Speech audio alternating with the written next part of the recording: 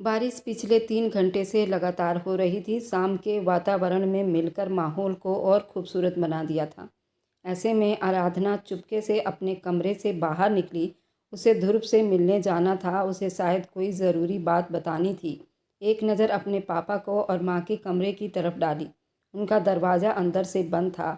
मौसम की वजह से घर के सब नौकर भी अपने अपने सर्वेंट रूम में जा चुके थे और वह दुपट्टे में खुद को लपेटते हुए बाहर आई तो बारिश थोड़ी सी हल्की हो चुकी थी। उसी वक्त उसका फ़ोन बजा। उसने बगैर देखे कॉल उठाई क्योंकि वह जानती थी कि कौन हो सकता था। ध्रुव, तुम थोड़ी देर सब्र नहीं कर सकते क्या? एक बार जब कह दिया कि आ रही हूँ तो इसका मतलब कि मैं आ जाऊँगी। थोड़ा टाइम तो लगेगा। आखिर कितना टाइम लगेगा? आधे घंटे पहले तुमने कहा था तुम आ रही हो, अभी तक आई नहीं। इतनी ज़रूरी खबर सुनानी है तुम्हें? ध्रुव के शब्द में बेकरारी महसूस करके वो मुस्कुराई थी। बस थोड़ा सा सब्र करो मेरी जान। तुम्हें पता है ना कि घर से निकलना कितना मुश्किल होता है। किसी ने देख लिया तो मेरे लिए और समस्या बन जाएगी। फ़ोन बंद करके सावधानी से इधर उधर देखते और पिछले दरवाजे से बाहर निकल आई।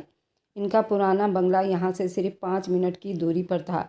जहाँ पर ध्रुव उसका इंतज़ार कर रहा था। उन्हें आज मिलने का मौका बड़े सालों के बाद मिला था और ध्रुव किसी भी हाल में इस मौके को हाथ से गंवाना नहीं चाहता था।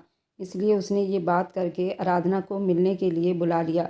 वे बाहर निकलकर भी सावधानी से इधर उधर देखती रही।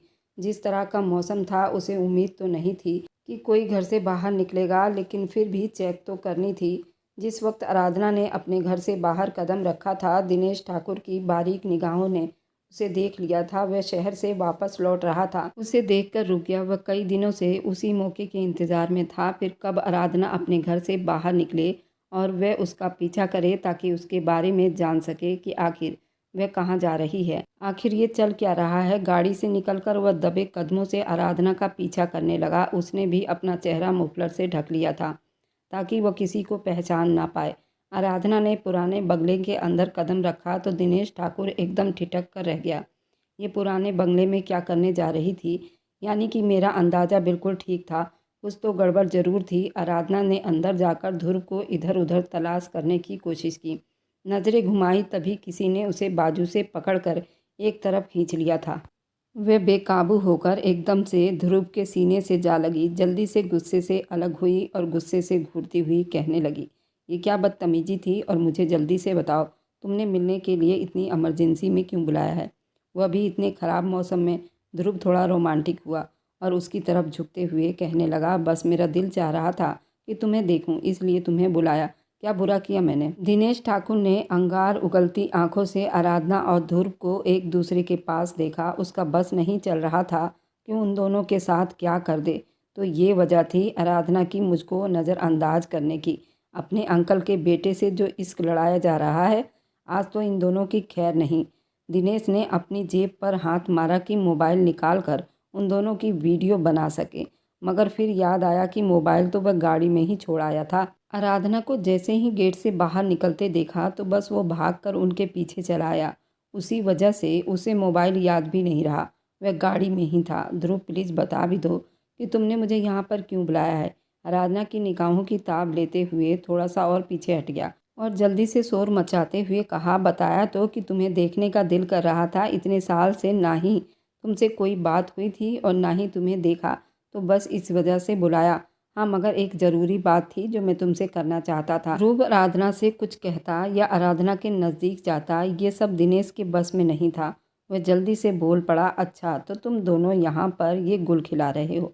गुस्से भरे शब्दों में बोलता हुआ जैसे ही आगे आया तो वह दोनों दिनेश को देखकर घबरा गए और जल्दी से एक दूसरे से दूर हुए। आराधना ने रोती निगाहों से दिनेश को देखा। दिनेश को पता चलने का मकसद ये था कि पूरे परिवार, पूरे गांव में बात फैल जाती। परेशान तो ध्रुव भी हो गया था, मगर उसने जल्दी अपने आप को संभाल लिया और दिनेश को देखते हुए कहने लगा, हम दोस्त हैं और आपस में बात कर सकते हैं, तुम्हें क्या समस्या है?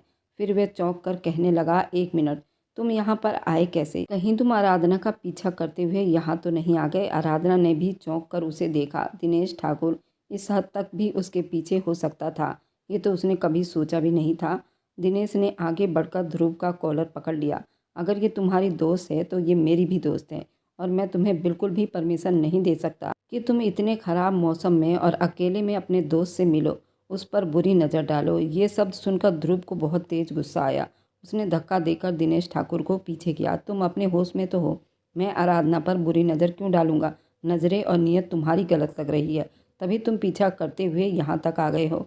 तुम्हें तो अभी मैं सबक सिखाता हूँ। दिनेश ने गुस्से से कहकर ध्रुव के चेहरे पर थप्पड़ मार दिया था। वह भी गुस्से में आ गया और उसके गिरेबान पर हाथ डाल दिया।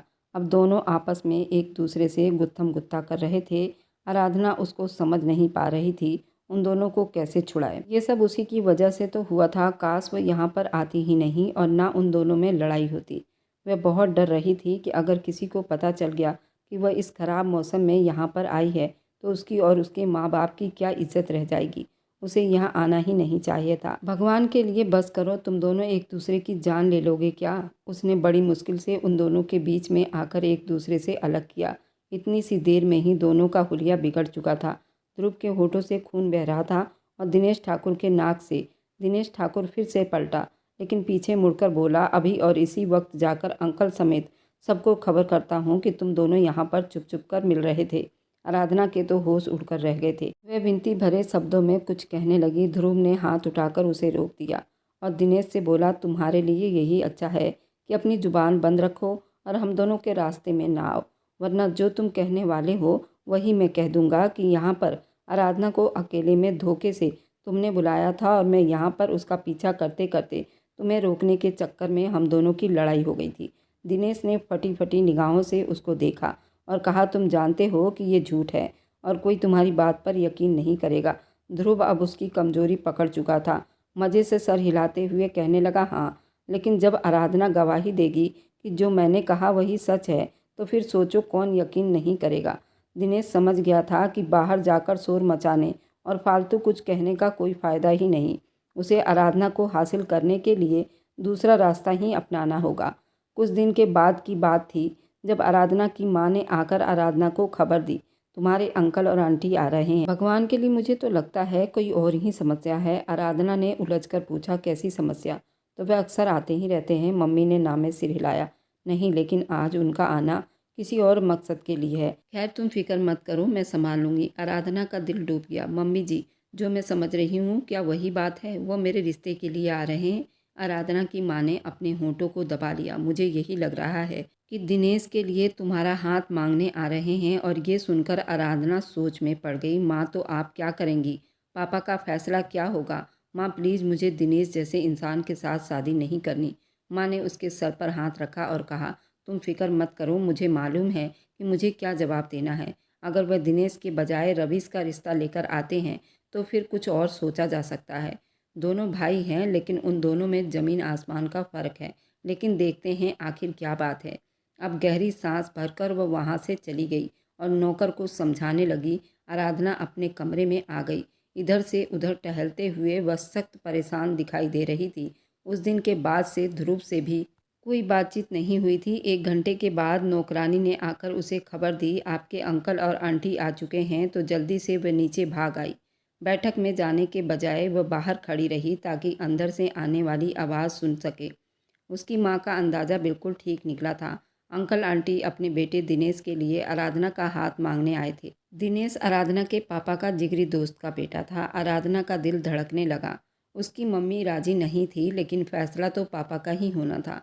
उसने अपने कानों से अपने पापा की आवाज़ को सुनी, जो अपने दोस्त से कह रहे थे कि अजय, मुझे माफ़ कर दो, लेकिन हम दिनेश के साथ अपनी बेटी आराधना की शादी नहीं कर सकते, क्योंकि मैंने आराधना का रिश्ता पहले ही तय कर दिया। ये सुनकर जहाँ अंकल चौंके थे, वहीं आराधना के कदमों तले से ज़मीन निकल गई थी कि पापा ने अचानक और उसे बगैर पूछे उसका रिश्ता कहाँ पर तय कर दिया है।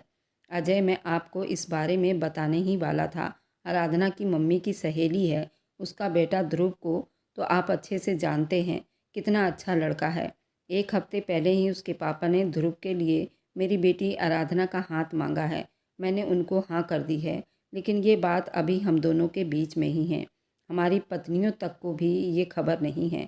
आपके सामने ही मेरी पत्नी को भी ये बात पता चल रही होगी, क्योंकि मैं चाहता था कि जब वो मेरी बेटी के लिए रिश्ता लेकर आएंगे तभी सारे परिवार को बताया जाएगा।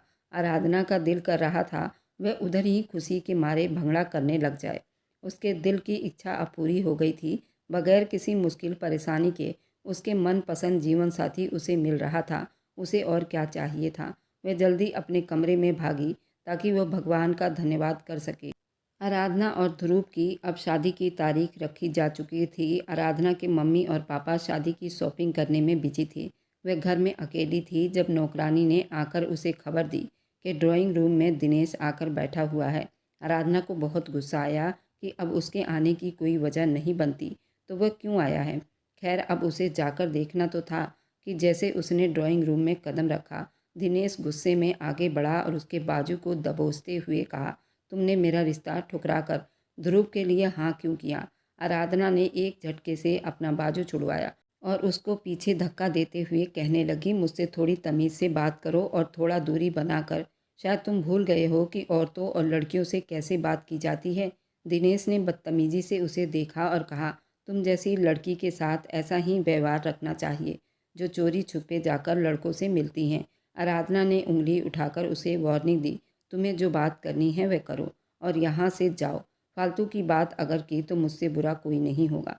दिनेश ने 2 कदम आगे बढ़ते हुए फिर से अपना सवाल दोहराया, तुमने मेरे रिश्ते को ठुकराकर ध्रुव से रिश्ता क्यों जोड़ा। क्या है उसके पास सिवाय 2 वक्त की रोटी। वह तुम्हें कुछ नहीं दे सकता। ना तो उसके पास ज़मीन और जागीर है और ना ही कारोबार। मेरे पास किस चीज़ की कमी है। क्या नहीं है मेरे पास। घर, गाड़ियाँ, ज़मीन, जायदाद, रुपया, पैसा, सब कुछ मेरे पास है। आराधना ने उसकी बात काट कर कहा, मोहब्बत मुझे ध्रुव से है और यही वजह है कि मैं उससे शादी कर रही हूँ और मेरा ख्याल है कि मैं तुम्हें तुम्हारे सवाल का जवाब दे चुकी हूँ, तो तुम जाओ यहाँ से। अब की दिनेश ने अपना व्यवहार बदलकर थोड़ी लचक दिखाई और कहने लगा, आराधना मेरी बात को समझो। तुम उसकी बातों में आकर उसका शिकार बन रही हो। मोहब्बत मैं भी तुमसे करता हूँ। तुम बस उसके रिश्ते से मना कर दो। वह कुछ ज़्यादा ही पास आ गया था और आराधना का हाथ पकड़कर मोहब्बत की भीख मांगने लगा। बस यही आराधना के सब्र ने जवाब दे दिया था, तुम यहाँ से जाओगे या मैं गार्ड को बुलाऊं। तो अब तुम गार्ड को बुलाओगी। जाओ बुलाओ, मैं भी देखता हूँ कि तुम क्या करती हो। अगर तुमने मुझसे शादी के लिए हाँ ना की तो मैं तुम्हें बर्बाद कर दूंगा। दिनेश गुस्से में अपना आपा खो बैठा था। आराधना को मजबूरन गार्ड को आवाज़ देनी पड़ी, उसको लेकर जाओ और बंगले से बाहर करो और जब तक मेरी शादी नहीं हो जाती ये आदमी मुझे हवेली के आसपास भी नज़र नहीं आना चाहिए। वह वार्निंग देकर वहाँ से अपने कमरे में चली आई और खिड़की से देखा कि कैसे गार्ड उसे धक्के देकर बाहर निकाल रहे थे। वह बिल्कुल भी अपने अंकल के बेटे के साथ ऐसा व्यवहार नहीं करना चाहती थी, मगर दिनेश के व्यवहार ने उसे मजबूर कर दिया था कि वह ऐसा ही करे। शहनाइयों की आवाज़ दिनेश के कानों के पर्दे फाड़ रही थी। ये शहनाइयाँ सामने वाले बंगले में गूंज रही थी। आज आराधना की मेहंदी की रस्म थी। दिनेश ने गुस्से में अपने कमरे का तहस नहस कर दिया था। आज तक ऐसा नहीं हुआ था कि जो उसने चाहा और उसे ना मिला हो, लेकिन अब ज़िंदगी में पहली बार उसे मुंह की खानी पड़ी थी तो उसे बर्दाश्त नहीं हो रहा था। उसकी माँ सुमित्रा कमरे में आई तो उसे इस हाल में देखकर अफसोस करने लगी। मैंने पहले ही कहा था कि उस फालतू लड़की के चक्कर में मत पड़ो। अब देख लिया ना कैसे हमें मना करके अपनी माँ के सहेली के बेटे का घर बसाने को तैयार हो गई है। दिनेश उठकर खड़ा हुआ, मैं उसे छोड़ूंगा नहीं। मैं आज ही ये सारी सजावट और सब तैयारी तहस नहस करके रख दूंगा। तुम ऐसा कुछ नहीं करोगे। अखिलेश के दबंग आवाज़ के सामने वो घबरा गया था। पापा, वो मैं उन्होंने हाथ उठाकर उसे रोक दिया। बस तुम कुछ नहीं करोगे। अपना सामान बांधो और अभी इसी वक्त यहाँ से जाओ। मेरी दोस्त की बेटी की शादी हो जाए तो उसके बाद बेशक वापस आ जाना। दिनेश और आराधना का घर आमने सामने था। उन दोनों परिवारों का प्रॉपर्टी भी एक जितना ही था, लेकिन आराधना ध्रुव से प्यार करती थी और शादी भी उसी से कर रही थी। दिनेश के पापा ने कहा, मैं पहले ही ये रिश्ता लेकर नहीं जाना चाहता था, लेकिन तुम्हारे जिद के आगे मजबूर हो गया था। अगर तुम किसी काबिल होते तो मैं अपने दोस्त से नाराज़ भी होता। उसने मेरे जिगर के टुकड़े को ठुकरा दिया, लेकिन मैं उसे किस बात पर नाराज़गी दिखाऊं। आखिर तुम में ऐसा कौन सा गुण है। 10 मिनट के अंदर अंदर तुम मुझे इस बंगले से बाहर दिखाई दोगे। ड्राइवर तुम्हारा इंतज़ार कर रहा है। वह ये कहकर रुके नहीं, वहाँ से चले आए। कुछ देर के बाद जब गाड़ी में बैठा तो उसने एक नज़र आराधना के सजे सजाए घर को देखा। ड्राइवर ने अपने छोटे साहब को देखा और दिल ही दिल में बड़बड़ाने लगा। छोटे साहब को ये हकीकत स्वीकार कर लेनी चाहिए कि आराधना उनकी किस्मत में नहीं है, मगर वह क्या जानता था कि किस्मत आराधना के साथ कितना बड़ा खेल खेलने जा रही थी। गहरे लाल रंग का लहंगा पहने हुए नज़र लग जाने की हद तक खूबसूरत लग रही थी, और कैसे न लगती। आज का दिन तो खास दिन था। उसकी बरसों पुरानी इच्छा पूरी होने जा रही थी। वह खूब सजना और संवरना चाहती थी ताकि अपने पिया के मन को भा जाए, मगर ध्रुव तो पहले ही उसका दीवाना था। लेकिन आज एक बार फिर से वह उसे घायल कर देना चाहती थी। आज की रात उसकी मेहंदी थी और दूसरी रात शादी। ध्रुव की कॉल आई तो उसने शरारत से कॉल काट दी और हंसने लगी। उससे इतना भी सब्र नहीं हो रहा था। एक बार फिर से कॉल आई तो इस बार आराधना ने कॉल उठा ली। जल्दी से वीडियो कॉल पर आओ, मैं देखना चाहता हूँ कि मेरी होने वाली पत्नी कैसी लग रही है। ध्रुव ने बेकरारी से कहा तो वो मना कर गई। मैं शादी से पहले तुम्हें बिल्कुल भी नहीं देख सकती और ना खुद को दिखा सकती हूँ। जब तुमने बाद में भी मुझे ही अपना चेहरा दिखाना है तो अभी क्यों नहीं? मैं देखना चाहता हूँ कि तुम कैसी लग रही हो। ध्रुव जिद करने लगा। ध्रुव के पीछे से फायरिंग की आवाज़ गूंजी तो आराधना का दिल मुंह में आ गया। हे भगवान, ये क्या हुआ? वह कहने लगा, कुछ नहीं यार, दोस्त हैं हम लोग, हवाई फायरिंग कर रहे हैं। उसको हमेशा से ही ये हवाई फायरिंग करना बिल्कुल अच्छा नहीं लगता था, लेकिन वे जानती थी ये यहाँ के रस्म व रिवाज है, इसलिए चुप हो गई।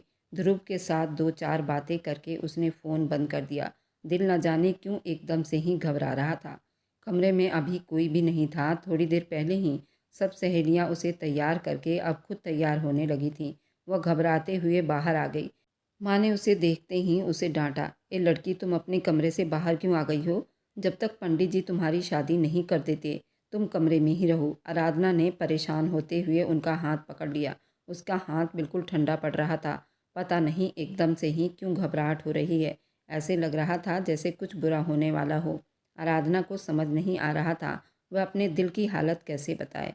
उन्होंने प्यार से उसके चेहरे पर हाथ रखकर, मेरी बच्ची, ऐसी कोई बात नहीं है, कुछ बुरा नहीं होगा, सब अच्छा होगा, तुम अपने कमरे में जाओ। उसे दोबारा कमरे में छोड़ गई। आराधना को समझ नहीं आ रहा था कि उसका दिल क्यों बेचैन हो रहा है। उसने ध्रुव को कॉल की लेकिन फ़ोन नहीं उठा रहा था। आराधना ने एक बार नहीं बल्कि कई बार उसे कॉल मिलाए थे, लेकिन कोई फ़ायदा नहीं हुआ। उसकी सहेली ने आकर उसे समझाया, आराधना क्यों परेशान हो रही हो? वह अपने दोस्तों के साथ बिजी होगा। जानती हो कि वहाँ पर मेहंदी की रात लड़के कितना कुछ करते हैं, कितने मज़े करते हैं। ध्रुव जीजा भी अपने दोस्तों के साथ यही सब कर रहे होंगे। फिक्र मत करो, वैसे भी आधे घंटे बाद पंडित जी आने वाले हैं और फिर तुम हमेशा के लिए ध्रुव की दुल्हन बन जाओगी। सहेलियों ने उसे छेड़ा तो वो मुस्कुरा भी ना पाई। आराधना की बेचैनी कोई नहीं समझ पा रहा था। मैं उन्हें क्या बताऊं? मुझे खुद भी नहीं पता मुझे क्या हो रहा है। उसने नॉर्मल से माथे पर आया पसीना साफ किया और कमरे में जाकर दोबारा से एक बार और ध्रुव को कॉल मिलाया।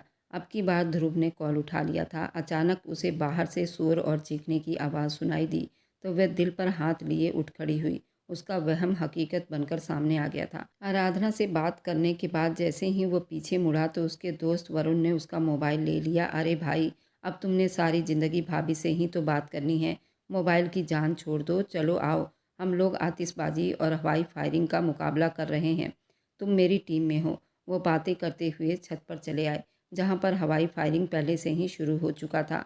सारे गांव के लड़के मौजूद थे। तभी ध्रुव की माँ ने उसे आवाज़ दिया और कहा कि ध्रुव, तुम्हारे दोस्त रवीश का फ़ोन आया है, वह तुम्हारा शेरवानी लेकर आया है। तभी ध्रुव छत से नीचे आया। तभी रवीश ने कहा, चलो सलून में चलते हैं। रवीश और ध्रुव दोनों सलून की ओर चल पड़े, लेकिन उन्हें नहीं मालूम था कि उनके साथ क्या होने वाला है। रास्ते में दिनेश अपनी गाड़ी में बैठा नशे में चूर और गाड़ी को ड्राइव कर रहा था और गुस्से में इतना आग बबूला था उसे अपना भाई दिखाई नहीं दिया। रवीश ध्रुव का जिगरी दोस्त था और दिनेश का सगा भाई था, लेकिन उसे तो अपना प्यार ना मिलने का जुनून था। दिनेश ने इतनी जोर से ब्रेक लगाई जिसकी वजह से उनकी गाड़ी की टक्कर हुई और रवीश वहीं पर उछलकर बस के नीचे आ गया और वहीं उसकी मौत हो गई। लेकिन ये तो एक हादसा था और गलती भी दिनेश की ही थी। उसने सारा इल्ज़ाम ध्रुव पर लगा दिया। जहाँ बारात सजनी थी वहाँ मातम शुरू हो गया। रवीश को तो अस्पताल ले जाया गया, लेकिन उसकी दम तो निकल चुकी थी। दिनेश ने सारा इल्ज़ाम ध्रुव पर लगा दिया था कि उसने जानबूझकर उसके भाई रवीश का एक्सीडेंट किया है। ध्रुव को भी चोटें आई थी, लेकिन वे ठीक था। इतना जवान मौत पर सबकी आंखों से आंसू बहने लगे। उन लोगों की नज़रों में अपने लिए नफरत देखकर ध्रुव चिल्लाने लगा, नहीं, मैंने अपने दोस्त रवीश को नहीं मारा। ये तो मेरा इकलौता जिगरी दोस्त था। भगवान के लिए ऐसा मत समझो, ये सिर्फ एक हादसा था। ध्रुव का बस नहीं चल रहा था, कैसे पलक झपकते ही ये सब कुछ ठीक कर दे। उसके तो गुमान में भी नहीं था कि उसके शादी के रात ऐसा कुछ भी हो सकता है जो सबकी ज़िंदगियों पर एकदम से असर हो जाएगा। ध्रुव की वजह से रवीश की जान चली जाएगी। माँ के मुंह से ये सुनकर वह ज़मीन पर पड़ती चली गई। मैंने कहा था ना कि कुछ तो बुरा होने वाला है। माँ, आपने मेरी बात का यकीन नहीं किया। ये सब कैसे हो गया? वह रोने लगी, चिल्लाने लगी। ये एक हादसा था, लेकिन वह अच्छे से जानती थी कि अब दुश्मनी इस हद तक पहुंच गई है कि उसको जेल के सलाखों से कोई नहीं बचा सकता। ध्रुव के घर वाले इतने अमीर नहीं थे कि वह उसके लिए कोई केस लड़ते या वकील करते। आराधना को मालूम हो गया था कि वह गरीब अपनी मोहब्बत को खो देगा। उस एक हादसे ने कई जिंदगियों को तबाह बर्बाद कर दिया। अंकल को तो ये सुनते ही अटैक आ गया था। उनका लाडला बेटा जिंदगी की बाजी हार चुका है। आराधना के पापा उन्हें लेकर शहर चले गए थे। मेहंदी वाली रात मातम और शोक में बदल चुकी थी। उसे यकीन नहीं आ रहा था उसकी खुशियों में इस तरह भी आग लग सकती है। अभी तो वे सब सपने पूरे होने ही वाले थे जो उसने और ध्रुव ने मिलकर देखे थे। उसकी सहेली प्रिया बाहर से ये सब पता करके आई तो आराधना जल्दी से उठ खड़ी हुई। बताओ, बाहर क्या चल रहा है? प्रिया अफसोस से बताने लगी, तुम्हारे पापा तो अस्पताल में होंगे, लेकिन उनका बेटा दिनेश वापस आ चुका है। आराधना को दिनेश के वापस आने या जाने से कोई मतलब नहीं था। उसने बेचैनी से ध्रुव के बारे में पूछा, मुझे बताओ कि वो कैसा है और किस हाल में है, उनके घर पर क्या हो रहा है? प्रिया ने गम में डूबी आवाज़ में कहा, ध्रुव का तो कुछ मत पूछो, उसका हाल तो बहुत बुरा हो गया है। दिनेश ने आते ही उस पर इल्ज़ाम लगा दिया है कि वह अपने भाई का बदला ध्रुव से लेकर रहेगा। आराधना रोने लगी, मुझे दिनेश से ऐसी घटियापन की उम्मीद थी। उसे तो मौका मिल गया कि वह अपना बदला हम दोनों से ले सके। तुम देखना, वह किसी भी हाल में इस मौके को हाथ से जाने नहीं देगा। प्रिया ने उसे तसल्ली दी, तुम फिक्र मत करो, सब जानते हैं कि ये एक हादसा था। बस एक बार तुम्हारे पापा अस्पताल से आ जाएं तो हो सकता है कि वो पंचायत में ध्रुव के हक में कोई फैसला ले तो सब कुछ ठीक हो जाएगा। उसी वक्त आराधना की माँ भी चली आई। सब कुछ ठीक नहीं हो सकता, ध्रुव ने पंचायत बिठा ली है। आराधना ने अपने हाथों में सर थाम लिया। अब ध्रुव को कोई नहीं बचा पाएगा। दिनेश उसे नहीं छोड़ेगा। माँ, मैं ध्रुव को यूं नहीं देख सकती। वह दीवानों की तरह उठकर खड़ी हुई। वह अपनी माँ के कंधे को पकड़कर कहने लगी, आप पापा को बुलाइए, उन्हें कहिए कि ध्रुव के घर जाकर ध्रुव की जमानत ले लें, मेरे ध्रुव को छुड़वा दे। माँ ने आराधना को गले से लगा लिया। मेरी बच्ची, मैं मजबूर हूँ, मैं अभी तुम्हारे पापा को यहाँ पर नहीं बुला सकती। वह इस वक्त अपने दोस्त के पास हैं और तुम्हारे अंकल को उनकी ज़्यादा ज़रूरत है। मैं किस मुंह से ये कहती अच्छी लगूंगी कि मेरे सहेली के लड़के को बचा लो और अपने दोस्त को वहाँ पर मरने के लिए छोड़ दो। माँ की बात भी ठीक थी, वह भी अपनी जगह सही थी। उस वक्त आराधना के पापा का उनके दोस्त के पास होना ज़्यादा ज़रूरी था। आराधना ने कुछ सोचते हुए अपनी माँ के हाथ पकड़कर भीख मांगी, माँ, आप मेरा एक काम कर दें, मुझे अपने साथ लेकर चलो, मैं पंचायत का फैसला सुनना चाहती हूँ। वह मना करना चाहती थी, हम औरतों को वहाँ पर जाने की परमिशन नहीं, लेकिन आराधना के जुनून के आगे बेबस हो गई थी। उसे इशारा किया तो वह भागकर दुपट्टा लेकर आ गई। सारे गांव के लोग, सरपंच, सारे पंचायत में इकट्ठे हो गए थे। ध्रुव ने जानबूझकर रवीश के भाई को एक्सीडेंट करवाया। ये बस एक हादसा था। तुम बताओ कि तुम्हारा क्या इरादा है? अब तुम्हारे पापा तो यहाँ पर मौजूद नहीं, तुम्हें ही फैसला लेने के लिए कहा जाता है। दिनेश ने खून की आंखों से ध्रुव की तरफ देखकर कहा, आप लोगों को लगता है कि ये एक हादसा है, लेकिन न जाने क्यों मुझे अंदर से महसूस होता है उसने जानबूझकर मेरे भाई की जान ले ली है। ध्रुव चिल्लाकर कहने लगा, दिनेश, अपनी दुश्मनी निकालने के लिए ऐसे भी ना कर जाओ कि अपने ही भाई के खून को अपने मतलब के लिए इस्तेमाल करो। ये एक हादसा था और मैं कसम खाकर कहता हूँ, मैंने जानबूझकर तुम्हारे भाई की जान नहीं ली। दिनेश ने नफरत से उसे देखकर पंचायत के सरदार को कहा, मुझे अपने भाई का बदला चाहिए, मैं इंसाफ चाहता हूँ। आराधना जो पेड़ की ओट में खड़ी थी ये सुनकर रो रही थी और अब बराबर ध्रुव की बचाव के लिए प्रार्थना कर रही थी।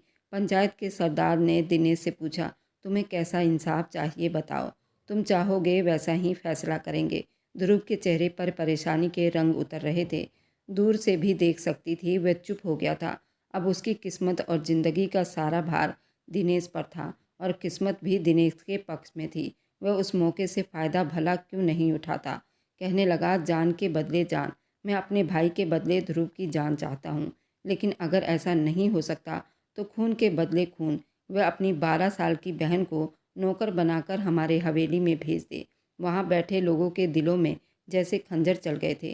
सभी गांव वाले ध्रुव की बेगुनाही पर यकीन भी रखते थे और उनका दिल नहीं चाहता था कि उसको सज़ा मिले, लेकिन दिनेश की दूसरी शर्त भी बर्दाश्त करने वाली नहीं थी। एक 12 साल की मासूम बच्ची पर इतना अत्याचार कैसे हो सकता था? ध्रुव ने तेज आवाज़ से कहा, मैं दूसरी शर्त बिल्कुल भी नहीं मानता। खबरदार किसी ने मेरी बहन का नाम भी लिया तो मुझे अपने बचाव में अपनी बहन की बलि नहीं चढ़ानी। मैं मरने के लिए तैयार हूँ। ध्रुव के मुंह से मरने का शब्द सुनकर आराधना को अपनी जान निकलती हुई महसूस हुई। वह सारे रस्म रिवाज को भुलाकर पंचायत के सामने आ गई।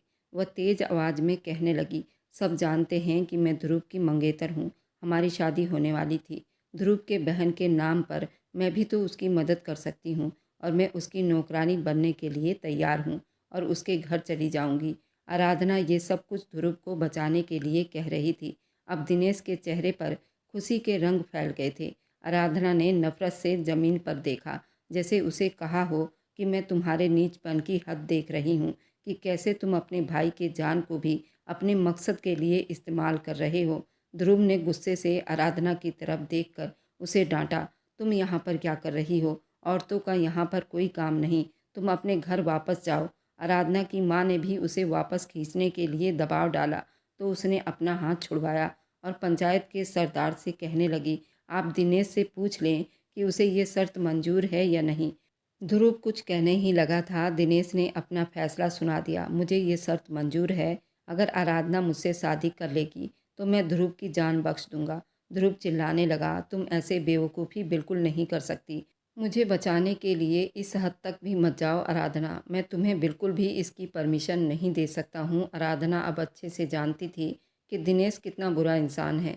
वह ज़रूर ध्रुव को नुकसान पहुँचाने के लिए किसी भी हद तक चला जाएगा और उसने वही किया। और अगर आप लोग इसके आगे की कहानी सुननी है तो मुझे कमेंट बॉक्स में कमेंट करें और मेरी वीडियो जहाँ से भी आप लोग देखते हैं कमेंट में अपने शहर और राज्य का नाम ज़रूर बताएं।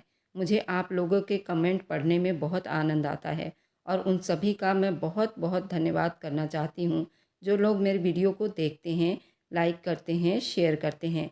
अगर आपको आज की कहानी पसंद आई है तो वीडियो को ज़रूर लाइक कीजिएगा और अपने दोस्तों के साथ शेयर भी कीजिएगा। और हाँ, अगर आपने अभी तक हमारे चैनल को सब्सक्राइब नहीं किया है तो ज़रूर सब्सक्राइब कर लें। मिलते हैं हम अपनी कल की एक और नई दिलचस्प कहानी के साथ। मुझ पर सदा अपना प्यार और स्नेह बनाए रखें। सभी को मेरा प्यार भरा नमस्कार दोस्तों।